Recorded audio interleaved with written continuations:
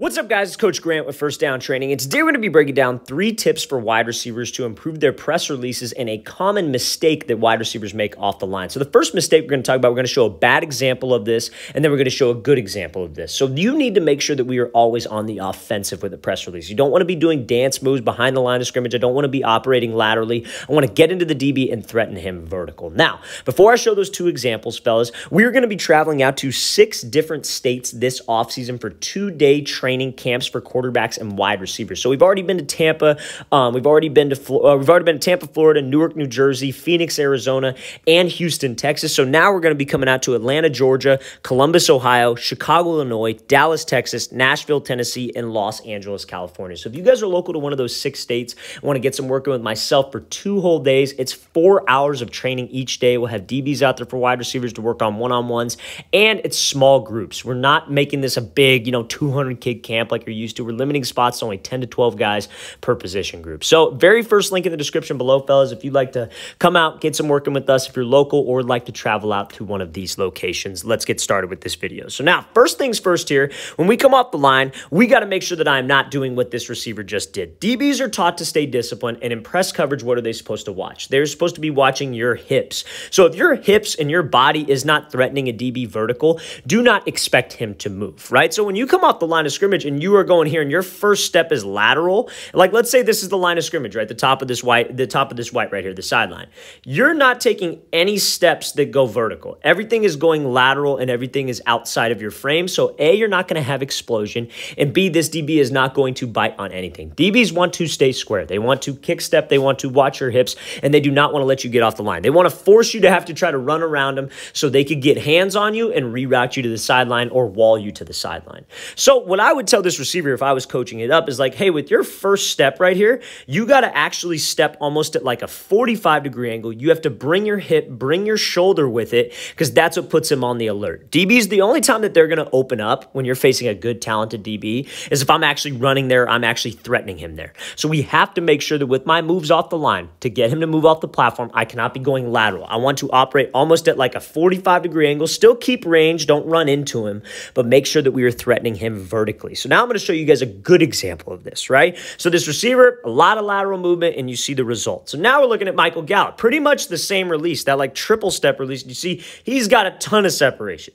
But watch where his first step goes. Where's his first step? There's the line of scrimmage. The first receiver that we looked at, he stepped here. Now, where does he step? He's stepping past the line of scrimmage. He's stepping at like almost a 45-degree angle. His hips, his shoulders, his entire upper body is going with the cut.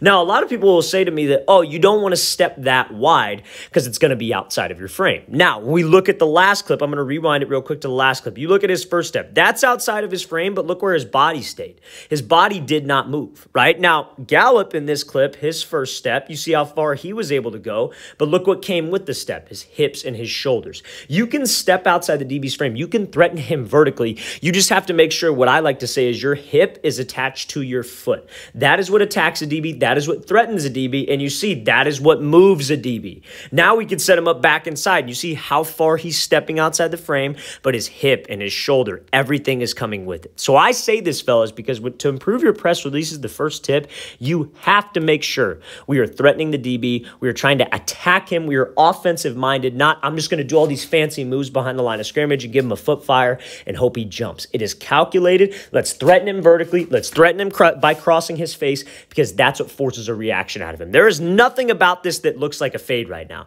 Everything about this, hips, shoulders, the step, all this looks like he's going to be running a slant or some kind of inside release, and that's what will get that DB to jump and get him a little bit greedy with those eyes. Let's watch this thing again, full speed one more time. Great job by Gallup attacking the DB, stepping outside the frame, and trying to widen him.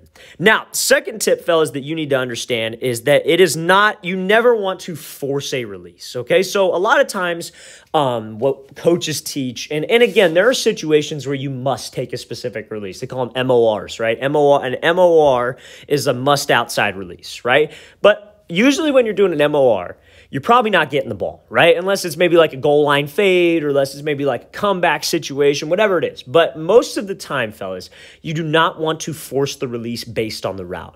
The release that you choose off the line of scrimmage is not based on what route it is. That's where so many people get it confused. The only route that I would say where there's only a few that you could use that will work is like a slant route. A slant route if you're playing like against inside shade. But there again, it's based on the leverage of the DB. So if I have a DB who's lined up outside shade like so, what does that tell you about him? It tells you that, okay, because this receiver's split is cut down, right? He's closer to the line of scrimmage. That tells him that, okay, anytime an offense cuts a wide receiver split down, usually they're trying to set him up on an outside breaking route. They're trying to run a corner. They're trying to run an out route. They're trying to run a quick out, whatever it is. So I'm going to sit outside shade to make it difficult on him because they think the wide receivers on every single outside breaking route, they want to take an outside release, which is true. That's the ideal release that we would like to take, but we don't want to force it. Okay, we do not want to force it. And this tells me that he has safety help. So he's okay with you going to the inside. So two mistakes that wide receivers will make right here is they'll come off the ball, they'll do exactly what Wilson does, but they'll just keep running. And what this DB is going to do is he's going to stay disciplined. He's going to square up with you. He's going to get hands and force you all the way to the sideline. Or what guys will do is they'll just take off. They won't even give a move to the outside, and they'll just run inside. So this DB is going to get hands on the hip, try to force you to his safety help. And again, you didn't get any separation to get to the out route. You can't just change the route in the middle of the play. So what we need to do is attack his leverage. Now, you would want to attack his leverage. If he was inside shade, you'd still want to attack his leverage. You always want to attack the leverage of a DB. You just don't want to force the type of release. So if he's outside shade, I'm going to attack him outside. I'm going to widen him, take the inside release, and then work to get to the top of the route. So that's exactly what he does. He attacks his leverage, gets him to bail, gets him to open up, trying to get him to wall him to the sideline, if you will, and then takes the inside release. So now I can do one of two things. If this DB, if I dust him off the line, I can work to restack. Or if he's playing it well, I can just slip back underneath. And that's where your hip drop comes into play. That's where you use maybe like a throw-by technique comes into play. But you just got to trust yourself at the top of the route. And in this case, you have to give yourself space for the quarterback to throw you open. Do not force the release, fellas. That is how you keep timing with the quarterback. That's how you get off the line faster, and you're more of an asset to the offense. The top of the route is what gets you separation. Off the line of scrimmage, that just helps you keep timing. And quite frankly, top of the route, I feel, is a little bit easier to get separation than maybe just straight off the line. I got to dust this guy in case for the exception of maybe a slant route or a fade route. Okay, so let's watch the thing again full speed one more time. So make sure, fellas, second tip to improve your releases. It is about the leverage of the DB that will make you choose a release. He does like kind of a triple step, a right, left, right, like a 1, 2, 3 move to the outside. You could do maybe like a little, like if his inside foot's up, you could do a wide step. There are a lot of different things that you could do in this specific situation. No single release is the correct release for this specific route. A lot of things you can do, but is based on his leverage. Let's watch it again full speed. Great job attacking him, taking the inside release, and giving that quarterback space to throw him open. So now we got another look here from Garrett Wilson as well. So again, third tip is to kind of building off of the second tip is to know how to attack leverage on the goal line. Okay, so now on the goal line, this DB is not going to do what? He's not going to backpedal. That is something that every wide receiver needs to understand. And if a DB does backpedal on the goal line, that is easy work. That should not even be a problem. Okay, we shouldn't even have to talk about that because you could just literally turn around and the quarterback will give you the ball if he's going to backpedal. A DB is taught to stay.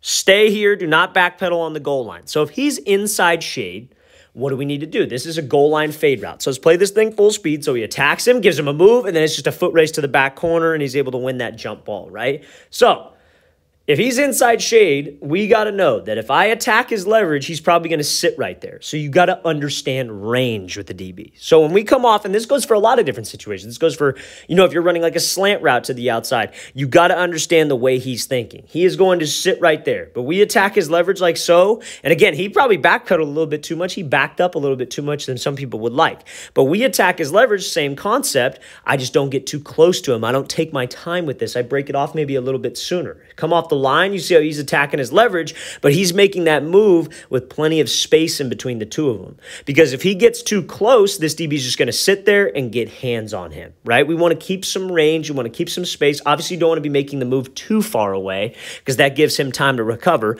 but we want to attack him and give him that move, but maintain a good range to where he doesn't screw up the timing of this route, okay? Let's watch the thing again, full speed one more time. Great job by Garrett Wilson attacking, throwing that move, and then winning that jump ball over the top. top. All right, fellas, I really want to thank you for watching. I really appreciate it. I hope this video helped you guys out. I hope it gave you kind of some insight on press releases and what you can do to get more separation off the line. And again, fellas, if you would like to come out and train with us this offseason, we're coming to 6 different states. We're coming to Atlanta, Columbus, Chicago, Dallas, Nashville, and Los Angeles for 2 whole day camps. You get to spend 8 hours with us and get some great work in a small group-like setting. So very first link in the description below, you guys. If you have any questions on anything we covered in this video, don't hesitate to leave that in the comments section below. See you guys next time.